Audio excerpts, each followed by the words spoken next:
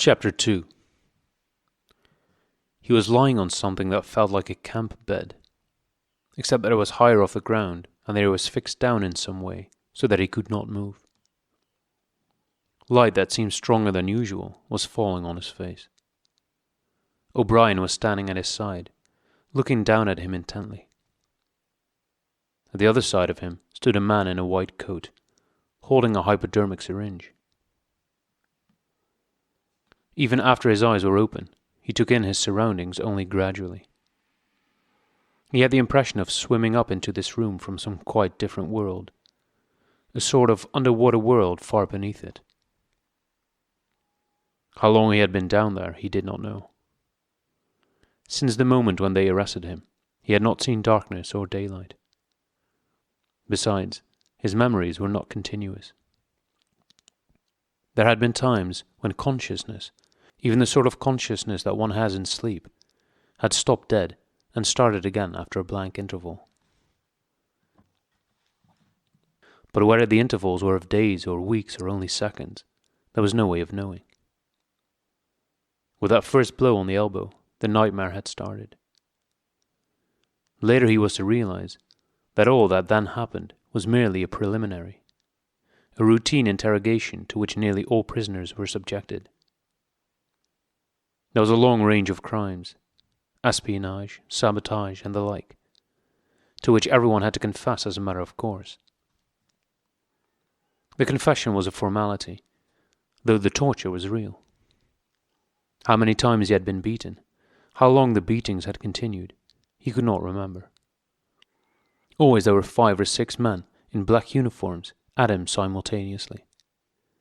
Sometimes it was fists, sometimes it was truncheons, sometimes it was steel rods, sometimes it was boots.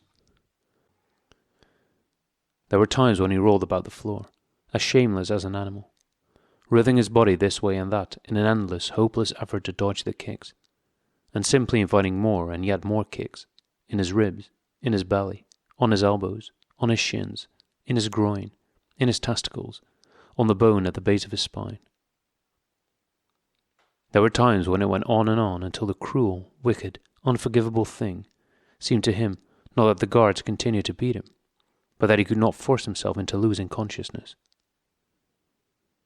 There were times when his nerves so forsook him that he began shouting for mercy even before the beating began, when the mere sight of a fist drawn back for a blow was enough to make him pour forth a confession of real and imaginary crimes. There were other times when he started out with the resolve of confessing nothing, when every word had to be forced out of him between gasps of pain. And there were times when he feebly tried to compromise, when he said to himself, "I will confess, but not yet. I must hold out till the pain becomes unbearable. 3 more kicks, 2 more kicks, and then I will tell them what they want." Sometimes he was beaten till he could hardly stand, then flung like a sack of potatoes onto the stone floor of his cell, left to recuperate for a few hours, and then taken out and beaten again. There were also longer periods of recovery. He remembered them dimly, because they were spent chiefly in sleep or stupor. He remembered his cell with a plank bed, a sort of shelf sticking out from the wall, and a tin wash basin, and meals of hot soup and bread and sometimes coffee. He remembered a surly barber arriving to scrape his chin and crop his hair, and businesslike, unsympathetic men in white coats feeling his pulse, tapping his reflexes, turning up his eyelids, running harsh fingers over him in search of broken bones, and shooting needles into his arm to make him sleep. The beatings grew less frequent and became mainly a threat, a horror to which he could be sent back at any moment when his answers were unsatisfactory. His questioners now were not ruffians in black uniforms, but party intellectuals, little rotund men with quick movements and flashing spectacles, who worked on him in relays over periods which lasted, he thought, he could not be sure, 10 or 12 hours at a stretch. These other questioners saw to it that he was in constant slight pain, but it was not chiefly pain that they relied on. They slapped his face, wrung his ears, pulled his hair, made him stand on one leg, refused him leave to urinate, shone glaring lights in his face until his eyes ran with water. But the aim of this was simply to humiliate him and destroy his power of arguing and reasoning. Their real weapon was the merciless questioning that went on and on, hour after hour, tripping him up, laying traps for him, twisting everything that he said, convicting him at every step of lies and self-contradiction, until he began weeping as much from shame as from nervous fatigue. Sometimes he would weep half a dozen times in a single session. Most of the time they screamed abuse at him, and threatened at every hesitation to deliver him over to the guards again. But sometimes they would suddenly change their tune, call him comrade, appeal to him in the name of Inkstock and Big Brother, and ask him sorrowfully whether even now he had not enough loyalty to the party left to make him wish to undo the evil he had done. When his nerves were in rags after hours of questioning, even this appeal could reduce him to snivelling tears. In the end, the nagging voices broke him down more completely than the boots and fists of the guards. He became simply a mouth that uttered, a hand that signed, whatever was demanded of him. His sole concern was to find out what they wanted him to confess, and then confess it quickly, before the bullying started anew. He confessed to the assassination of eminent party members, the distribution of seditious pamphlets, embezzlement of public funds, sale of military secrets, sabotage of every kind. He confessed that they had been a spy in the pay of the East Asian government as far back as 1968. He confessed that he was a religious believer, an admirer of capitalism, and a sexual pervert.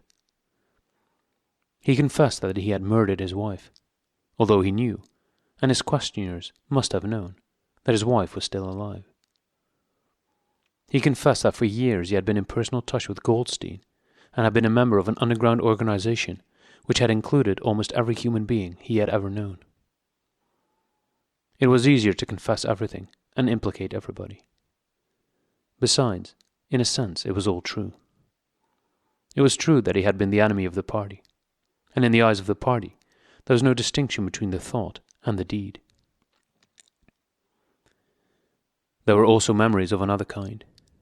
They stood out in his mind disconnectedly, like pictures with blackness all round them. He was in a cell which might have been either dark or light, because he could see nothing except a pair of eyes. Near at hand some kind of instrument was ticking slowly and regularly. The eyes grew larger and more luminous. Suddenly he floated out of his seat, dived into the eyes, and was swallowed up. He was strapped into a chair, surrounded by dials, under dazzling lights. A man in a white coat was reading the dials. There was a tramp of heavy boots outside. The door clanged open. The waxen-faced officer marched in, followed by 2 guards. "Room 101, said the officer. The man in the white coat did not turn round. He did not look at Winston either. He was looking only at the dials. He was rolling down a mighty corridor, a kilometre wide, full of glorious golden light, roaring with laughter and shouting out confessions at the top of his voice. He was confessing everything, even the things he had succeeded in holding back under the torture. He was relating the entire history of his life to an audience who knew it already. With him were the guards, the other questioners, the men in white coats, O'Brien, Julia, Mr. Charrington, all rolling down the corridor together and shouting with laughter. Some dreadful thing which had lain embedded in the future had somehow been skipped over and had not happened. Everything was all right. There was no more pain. The last detail of his life was laid bare, understood, forgiven. He was starting up from the plank bed in the half-certainty that he had heard O'Brien's voice. All through his interrogation, although he had never seen him, he had had the feeling that O'Brien was at his elbow, just out of sight. It was O'Brien who was directing everything. It was he who set the guards onto Winston and who prevented them from killing him. It was he who decided when Winston should scream with pain, when he should have a respite, when he should be fed, when he should sleep, when the drug should be pumped into his arm. It was he who asked the questions and suggested the answers. He was the tormentor, he was the protector, he was the inquisitor, he was the friend. And once, Winston could not remember whether it was in drugged sleep or in normal sleep, or even in a moment of wakefulness, a voice murmured in his ear.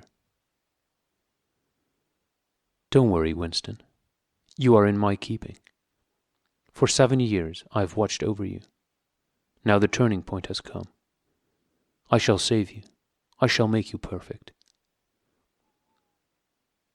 He was not sure whether it was O'Brien's voice, but it was the same voice that had said to him, "We shall meet in the place where there is no darkness," in that other dream 7 years ago.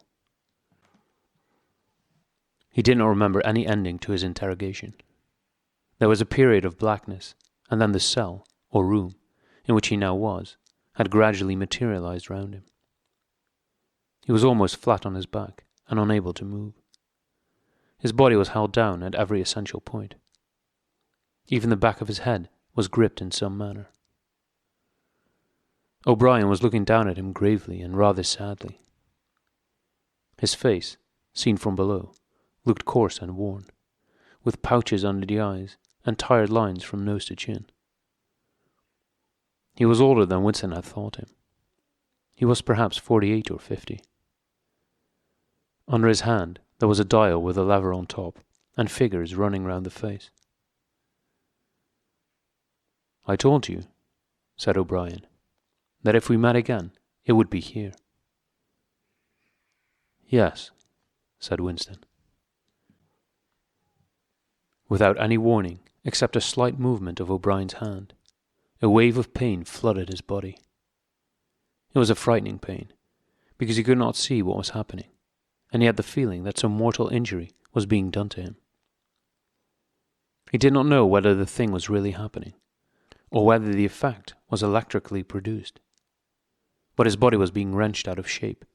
The joints were being slowly torn apart. Although the pain had brought the sweat out on his forehead, the worst of all was the fear that his backbone was about to snap. He set his teeth and breathed hard through his nose, trying to keep silent as long as possible. "You are afraid," said O'Brien, watching his face, "that in another moment something is going to break. Your especial fear is that it will be your backbone. You have a vivid mental picture of the vertebrae snapping apart and the spinal fluid dripping out of them. That is what you are thinking, is it not, Winston?" Winston did not answer. O'Brien drew back the lever on the dial. The wave of pain receded almost as quickly as it had come. "That was 40, said O'Brien. "You can see that the numbers on this dial run up to 100. Will you please remember, throughout our conversation, that I have it in my power to inflict pain on you at any moment and to whatever degree I choose.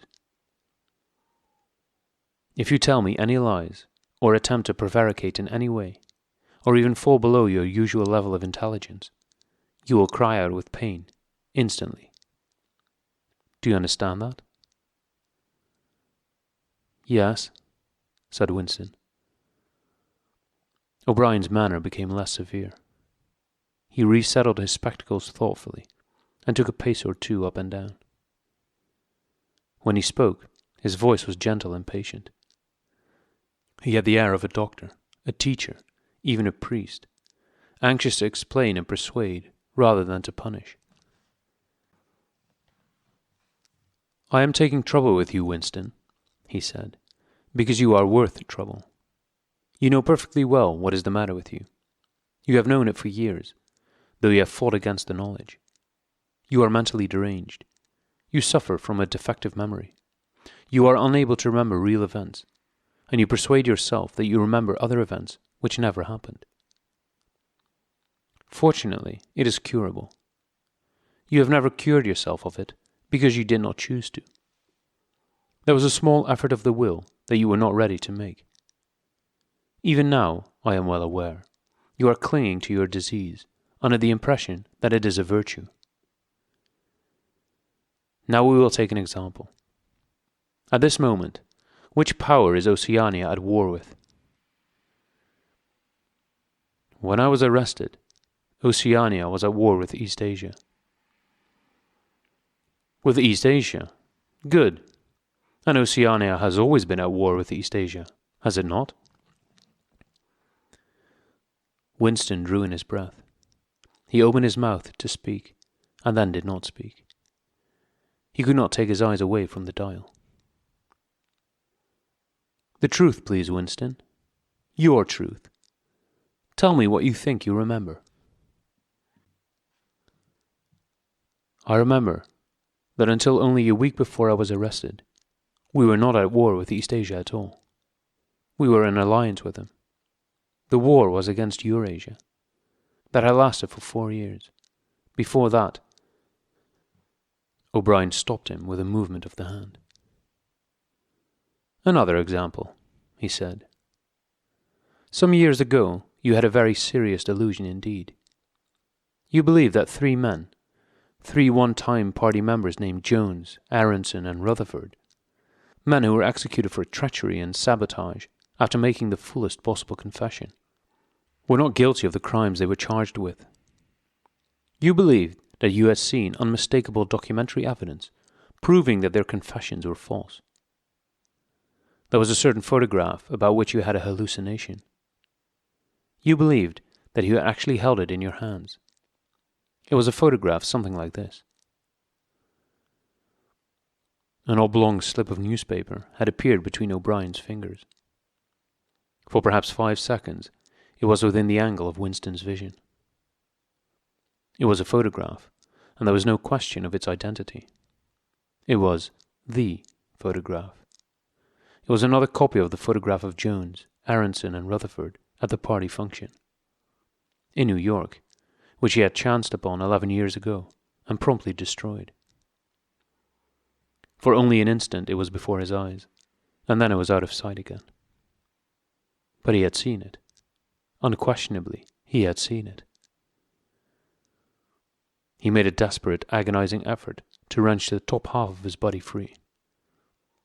It was impossible to move so much as a centimeter in any direction. For the moment, he had even forgotten the dial.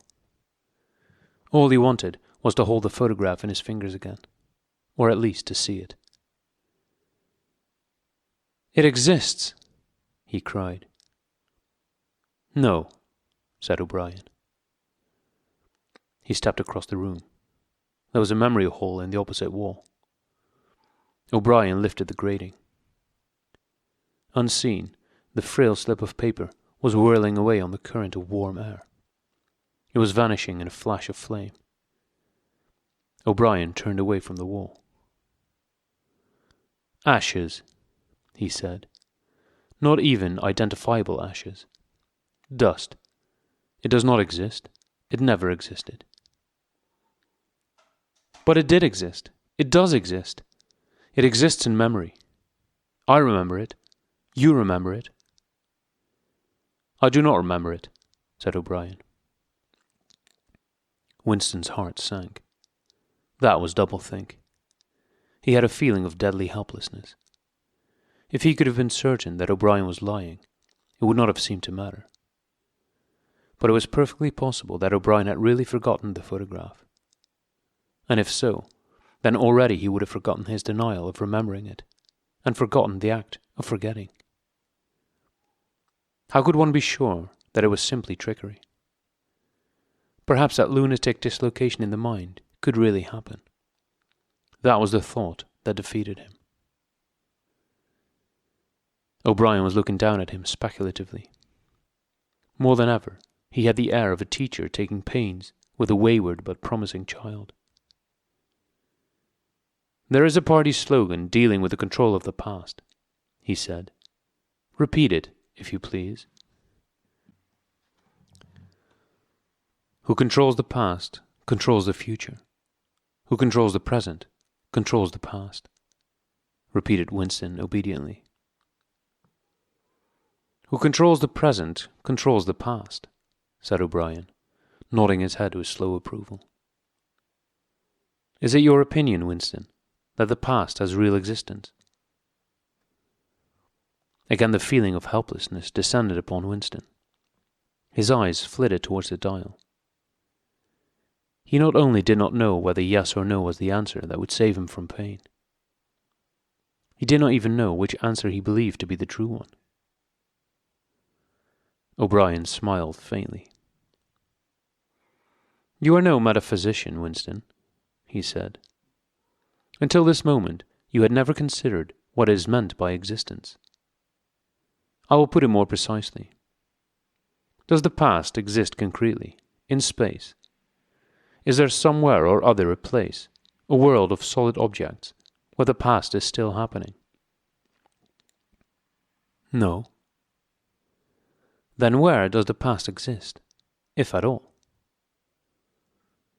In records. It is written down. In records. And? In the mind, in human memories.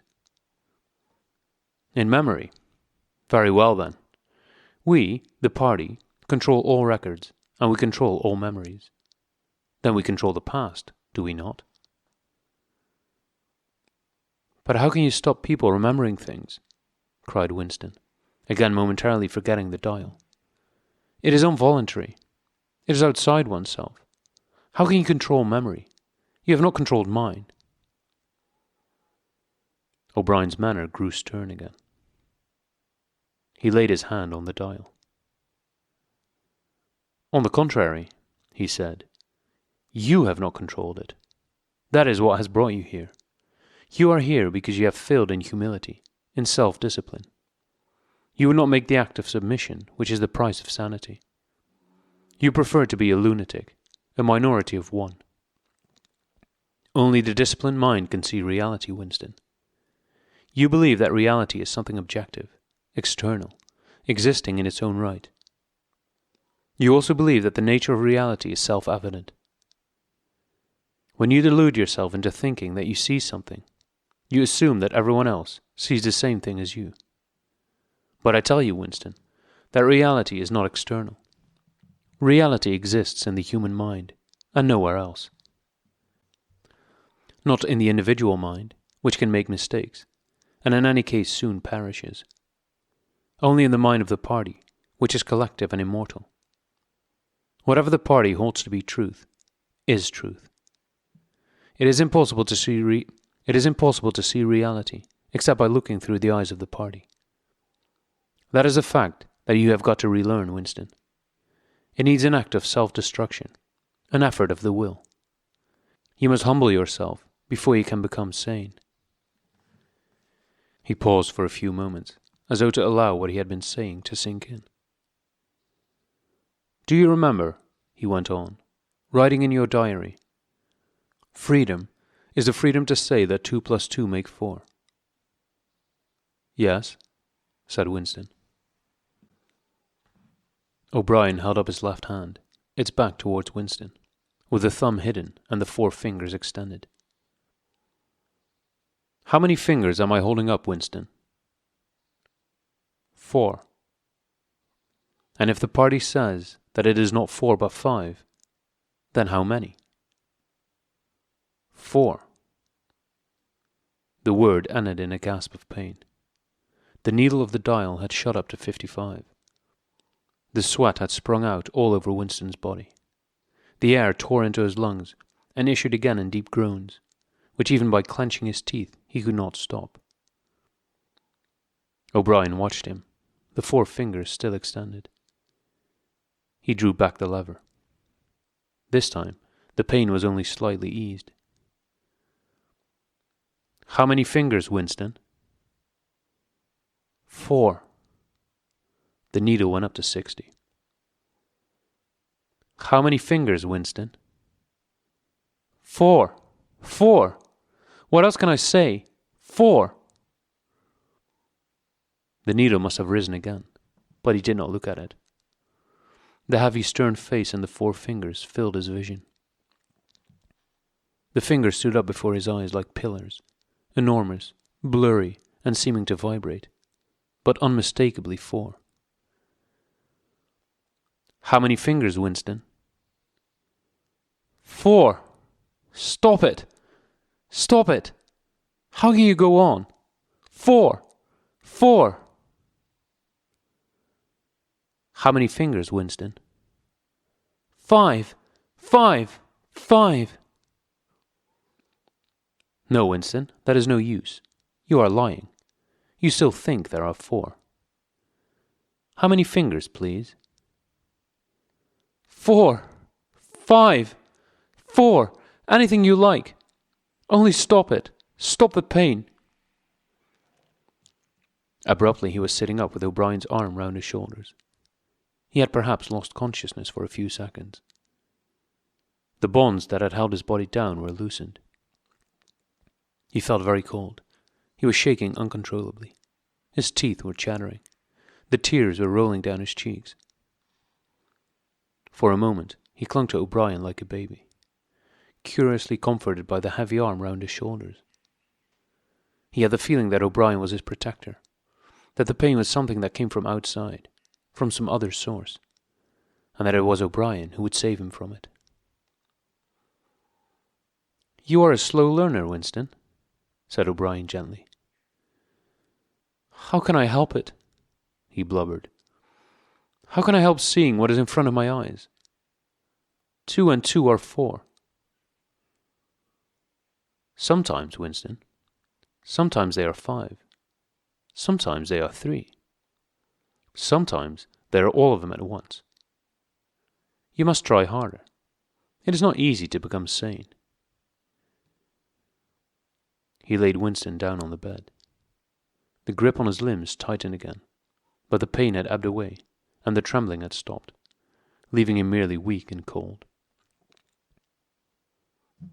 O'Brien motioned with his head to the man in the white coat, who had stood immobile throughout the proceedings. The man in the white coat bent down and looked closely into Winston's eyes, felt his pulse, laid an ear against his chest, tapped here and there.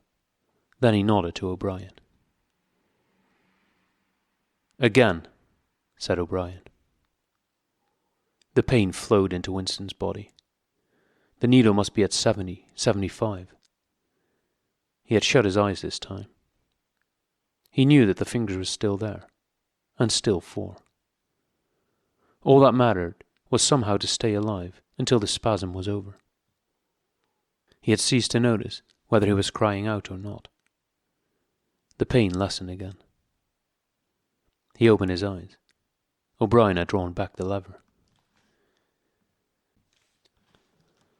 "How many fingers, Winston?" 4. I suppose there are 4. I would see 5 if I could. I'm trying to see 5. Which do you wish? To persuade me that you see 5, or really to see them? Really to see them. "Again," said O'Brien. Perhaps the needle was at 80, 90. Winston could only intermittently remember why the pain was happening. Behind his screwed-up eyelids, a forest of fingers seemed to be moving in a sort of dance, weaving in and out, disappearing behind one another and reappearing again. He was trying to count them. He could not remember why. He knew only that it was impossible to count them, and that this was somehow due to the mysterious identity between 5 and 4. The pain died down again. When he opened his eyes, it was to find that he was still seeing the same thing. Innumerable fingers, like moving trees, were still streaming past in either direction, crossing and recrossing. He shut his eyes again. "How many fingers am I holding up, Winston?" "I don't know. I don't know. You will kill me if you do that again. 4, 5, 6. In all honesty, I don't know." "Better," said O'Brien. A needle slid into Winston's arm. Almost in the same instant, a blissful, healing warmth spread all through his body. The pain was already half forgotten. He opened his eyes and looked up gratefully at O'Brien. At sight of the heavy, lined face, so ugly and so intelligent, his heart seemed to turn over. If he could have moved, he would have stretched out a hand and laid it on O'Brien's arm. He had never loved him so deeply as at this moment, and not merely because he had stopped the pain. The old feeling that at bottom it did not matter whether O'Brien was a friend or an enemy had come back. O'Brien was a person who could be talked to. Perhaps one did not want to be loved so much as to be understood. O'Brien had tortured him to the edge of lunacy, and in a little while, it was certain, he would send him to his death. It made no difference. In some sense that went deeper than friendship, they were intimates. Somewhere or other, although the actual words might never be spoken, there was a place where they could meet and talk. O'Brien was looking down at him with an expression which suggested that the same thought might be in his own mind. When he spoke, it was in an easy conversational tone. "Do you know where you are, Winston?" he said. "I don't know. I can guess. In the Ministry of Love." "Do you know how long you've been here?" "I don't know. Days, weeks, months. I think it is months." "And why do you imagine that we bring people to this place?" "To make them confess." "No, that is not the reason. Try again." "To punish them." "No!" exclaimed O'Brien. His voice had changed extraordinarily, and his face had suddenly become both stern and animated. "No, not merely to extract your confession, nor to punish you. Shall I tell you why we've brought you here? To cure you, to make you sane. Will you understand, Winston, that no one whom we bring to this place ever leaves our hands uncured? We are not interested in those stupid crimes that you have committed. The party is not interested in the overt act. The thought is all we care about. We do not merely destroy our enemies, we change them. Do you understand what I mean by that?" He was bending over Winston. His face looked enormous because of its nearness, and hideously ugly because it was seen from below. Moreover, it was filled with a sort of exaltation, a lunatic intensity. Again, Winston's heart shrank. If it had been possible, he would have cowered deeper into the bed. He felt certain that O'Brien was about to twist the dial out of sheer wantonness. At this moment, however, O'Brien turned away. He took a pace or two up and down. Then he continued, less vehemently. "The first thing for you to understand is that in this place there are no martyrdoms. You have read of the religious persecutions of the past. In the Middle Ages, there was the Inquisition. It was a failure. It set out to eradicate heresy, and ended by perpetuating it. For every heretic it burned at the stake, thousands of others rose up. Why was that? Because the Inquisition killed its enemies in the open, and killed them while they were still unrepentant. In fact, it killed them because they were unrepentant. Men were dying because they would not abandon their true beliefs. Naturally, all the glory belonged to the victim, and all the shame to the inquisitor who burned him. Later, in the 20th century, there were the totalitarians, as they were called. There were the German Nazis and the Russian communists. The Russians persecuted heresy more cruelly than the Inquisition had done, and they imagined that they had learned from the mistakes of the past. They knew, at any rate, that one must not make martyrs. Before they exposed their victims to public trial, they deliberately set themselves to destroy their dignity. They wore him down by torture and solitude, until they were despicable, cringing wretches, confessing whatever was put into their mouths, covering themselves with abuse, accusing and sheltering behind one another, whimpering for mercy. And yet, after only a few years, the same thing had happened over again. The dead men had become martyrs, and their degradation was forgotten. Once again, why was it? In the first place, because the confessions that they had made were obviously extorted and untrue. We do not make mistakes of that kind. All the confessions that are uttered here are true. We make them true. And above all, we do not allow the dead to rise up against us. You must stop imagining that posterity will vindicate you, Winston. Posterity will never hear of you. You will be lifted clean out from the stream of history. We shall turn you into gas and pour you into the stratosphere. Nothing will remain of you. Not a name in a register, not a memory in a living brain. You will be annihilated in the past as well as in the future. You will never have existed. Then why bother to torture me? Thought Winston, with a momentary bitterness. O'Brien checked his step, as though Winston had uttered the thought aloud. His large, ugly face came nearer, with the eyes a little narrowed. You are thinking, he said, that since we intend to destroy you utterly, so that nothing that you say or do can make the smallest difference, in that case, why did we go to the trouble of interrogating you first? That is what you were thinking, was it not?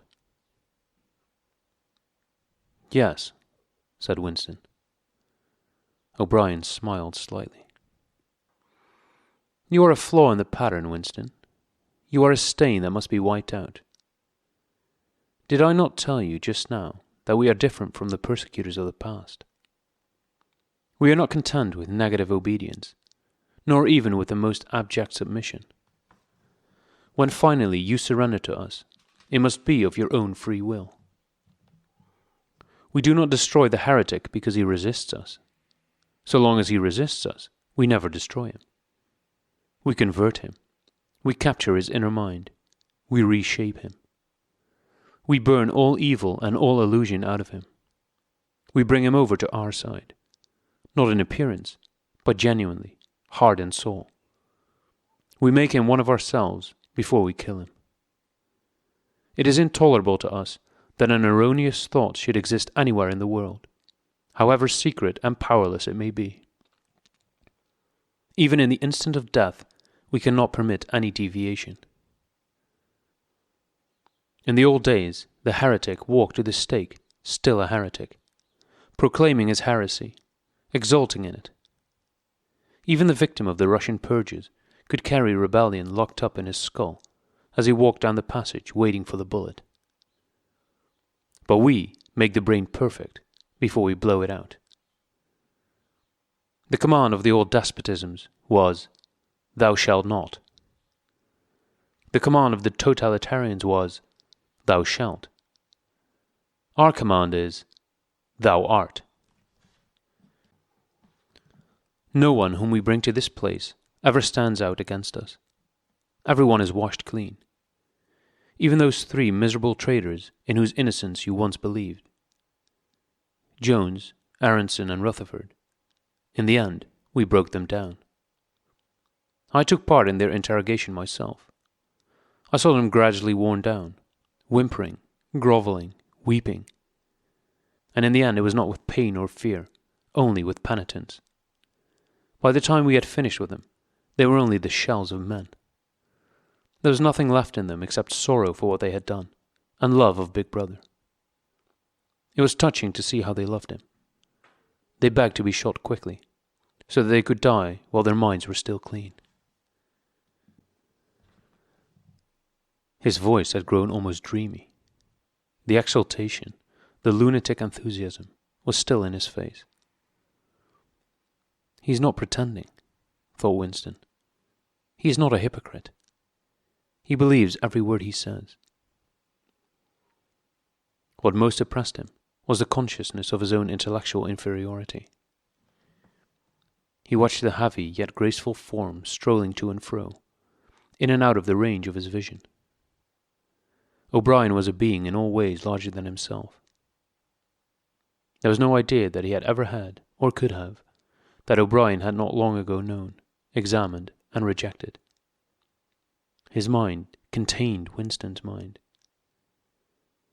But in that case, how could it be true that O'Brien was mad? It must be he, Winston, who was mad. O'Brien halted and looked down at him. His voice had grown stern again.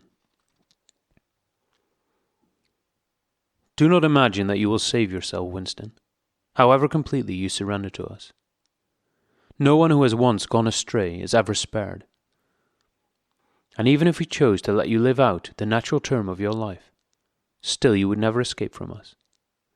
What happens to you here is forever. Understand that in advance. We shall crush you down to the point from which there is no coming back. Things will happen to you from which you could not recover if you lived 1,000 years. Never again will you be capable of ordinary human feeling. Everything will be dead inside you. Never again will you be capable of love, or friendship, or joy of living, or laughter, or curiosity, or courage, or integrity. You will be hollow. We shall squeeze you empty, and then we shall fill you with ourselves. He paused and signed to the man in the white coat. Winston was aware of some heavy piece of apparatus being pushed into place behind his head. O'Brien had sat down beside the bed, so that his face was almost on a level with Winston's. 3,000, he said, speaking over Winston's head to the man in the white coat. Two soft pads, which felt slightly moist, clammed themselves against Winston's temples. He quailed. There was pain coming, a new kind of pain. O'Brien laid a hand reassuringly, almost kindly, on his. This time it will not hurt, he said. Keep your eyes fixed on mine. At this moment, there was a devastating explosion, or what seemed like an explosion, though it was not certain whether there was any noise.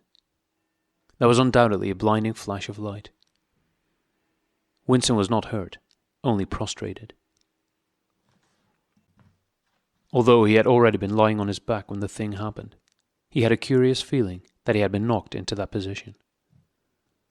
A terrific, painless blow had flattened him out. Also, something had happened inside his head. As his eyes regained their focus, he remembered who he was, and where he was, and recognized the face that was gazing into his own. But somewhere or other, there was a large patch of emptiness, as though a piece had been taken out of his brain. It will not last, said O'Brien. Look me in the eyes. What country is Oceania at war with? Winston thought.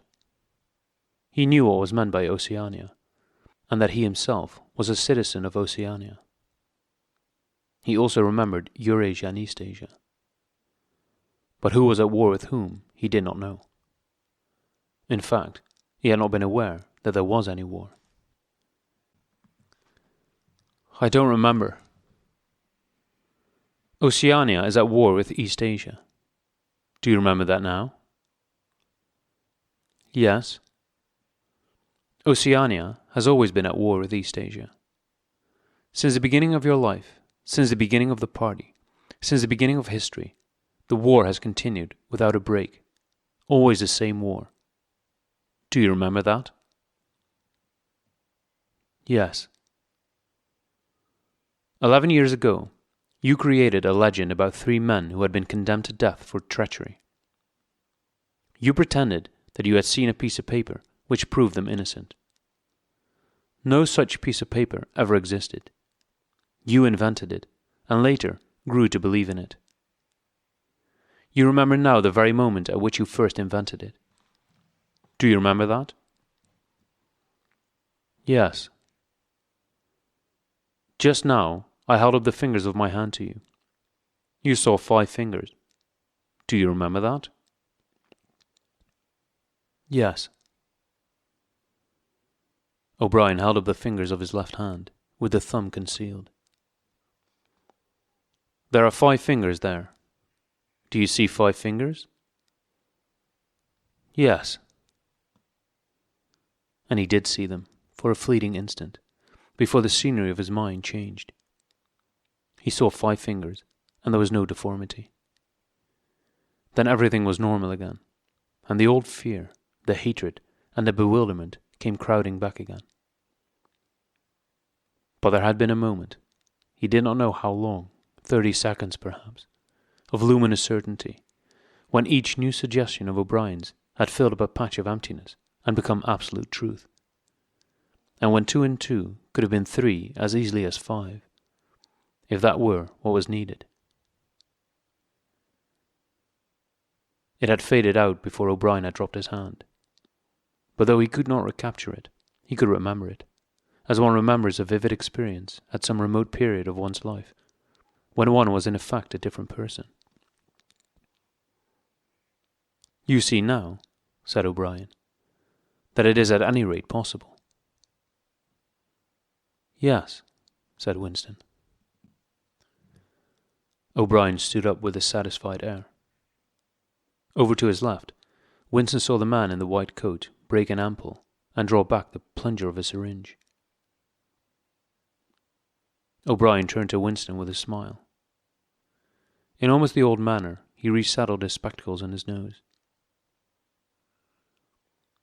Do you remember writing in your diary, he said, that it did not matter whether I was a friend or an enemy, since I was at least a person who understood you and could be talked to? You were right. I enjoy talking to you. Your mind appeals to me. It resembles my own mind, except that you happen to be insane. Before we bring this session to an end, you can ask me a few questions, if you choose. Any question I like? Anything. He saw that Winston's eyes were upon the dial. It is switched off. What is your first question? What have you done with Julia? Said Winston. O'Brien smiled again. She betrayed you, Winston. Immediately. Unreservedly. I've seldom seen anyone come over to us so promptly. You would hardly recognize her if you saw her. All her rebelliousness, her deceit, her folly, her dirty-mindedness, everything has been burned out of her. It was a perfect conversion, a textbook case. You tortured her?